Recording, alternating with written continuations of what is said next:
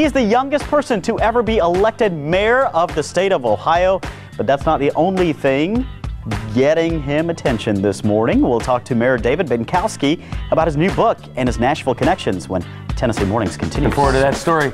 In 2003, David Bentkowski was elected mayor of Seven Hills, Ohio. And he's an Ohio State fan.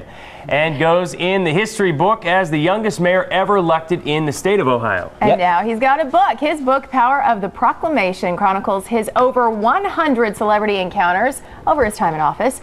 So why have so many Hollywood stars taken notice of this young mayor from Seven Hills? Let's ask him. He's here with us this morning. Thanks for coming in. My pleasure. I love Nashville. Ohio State did give you Eddie George. That's right. So that's good. He walked in and I went, oh, Ohio State, I don't know. And then you said the Eddie George thing. So well, the Browns are never going to beat you, so you don't have to worry about them. But we got Ohio State to cheer for. So. And you're sitting here with a Steeler fan, that's too. Right, so. That's right. So, okay, now Seven Hills. Where is Seven Hills? Seven Hills is the most beautiful community. It's about 10 minutes south of Cleveland. And it's everywhere you'd want to grow up. It's beautiful houses, wonderful people. It's just this little quiet town. And I really wanted to put it on the map. And so I thought a way to do that would give proclamations, which is just a piece of paper, you know, with some nice words on it, to celebrities. Whenever they would come to town, they'd come to Cleveland for a concert, whatever. I figured if I could meet the celebrities, it would lead to good publicity for my town somehow. Right. Eventually, when I started meeting them, I would have them donate auction items. They would sign things for charity. So it really became a whirlwind, you know, win-win. But the idea was simply to call them up as the mayor, offer to give them a proclamation. I never thought it'd be as successful as it was. Right. But literally, Justin Timberlake, Martha Stewart, Gwen Stefani, Nick Lachey, Nora Jones, who's beautiful, Kevin Costner, just, you know, celebrity after celebrity. They were all wonderful, and the book is just all those stories. That's pretty impressive. So how many people live in Seven Hills? Oh, we're about 15,000 people, and I'm term limited. I got reelected last time with 82%, and my voters are so supportive. They're so wonderful. You know, we put the city on the map, so they kind of just, like, you know, shake their head at my shenanigans and say, "Go, kid, we know you're a PR guy. Go do your thing and make us proud." You're obviously humbled for being a mayor. I mean, regardless of the size of the town. Yeah. Now, you've told us during the break a little bit about some of your encounters. What was your most interesting encounter with a celebrity? Well, I like to think my most interesting was Nora Jones, because I swear I think she was flirting with me. I blew it, my once-in-a-lifetime chance, and if she happens to be watching, you know, give me another chance, and I won't blow it again. But it's just so nice to meet them, because they're so real a lot of times. They're friendly, they're nice. Kevin Costner, I mean, the guy is an Academy Award winner. Don't ever let your wife near Kevin Costner. This guy has so much machismo, your wife will leave you in a heartbeat. That's what they say about Colin Farrell. Yeah. Oh, Kevin Costner walks in, and you could hear every woman's heartbeat, like, racing. But by and large, they've all been nice. You know, people would surprise you how nice they were. One of the nicest people was Martha Stewart. Yeah. Believe it or not, I became good friends with Omarosa from The Apprentice. Does she have friends? She is one of the nicest people in person you'll ever meet in your life. So is all that just an act? Yep, and she's brilliant. She knew when she first got on The Apprentice that she would stay around long and make a name and get all the publicity if she was controversial. It's nothing more than an act. She's the nicest person you'd ever meet. So having a chance to, you know, have the title as mayor and then have a chance to meet all these celebrities with this proclamation, which you say is just a worthless piece of paper, but you angled, you finagled your way.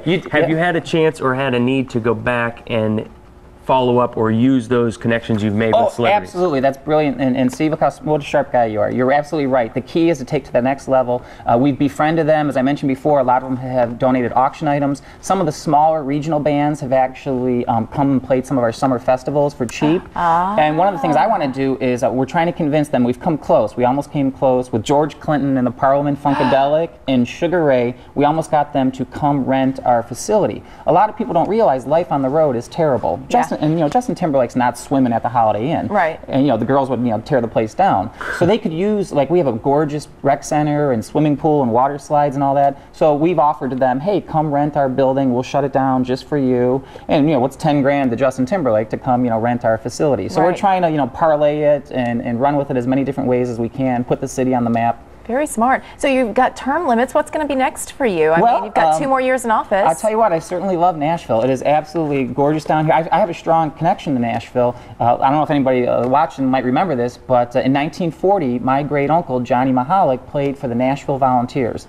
And that was the great baseball team. They won 100 games that year. And he went on to be president of AVCO. which was an airline company in Tennessee. And I remember visiting as a little kid, and everyone down here in the South is just so nice. I mean, it's foreign to me, you know, to just call up and everyone's so friendly, and, you know, from the receptionist to, you know, just everyone you meet on the street is just so friendly. Who knows, maybe we can end up here someday. Oh, look out, Mayor Carl Dean. This guy's moving to town. This is his first book, right? Right. Uh-huh. We have a second edition coming. There's apparently a second edition that's coming. He says this is a shameless promo for book number 2. Look at that. That was well before the Christmas holidays and Mom's pierogies. I'm not quite sure I could take that picture. So what's next on the book tour? As far as what are you gonna do with your second book? It's not. That was the only beach picture I had. That's the cover I give myself. But as I'm traveling, I'm doing a book tour and I'm going from city to city. Right. And I love this country so much. And as I go from city to city, I'm basically stealing the best ideas from every city. Just walking around Nashville, I stole 2 ideas for you already.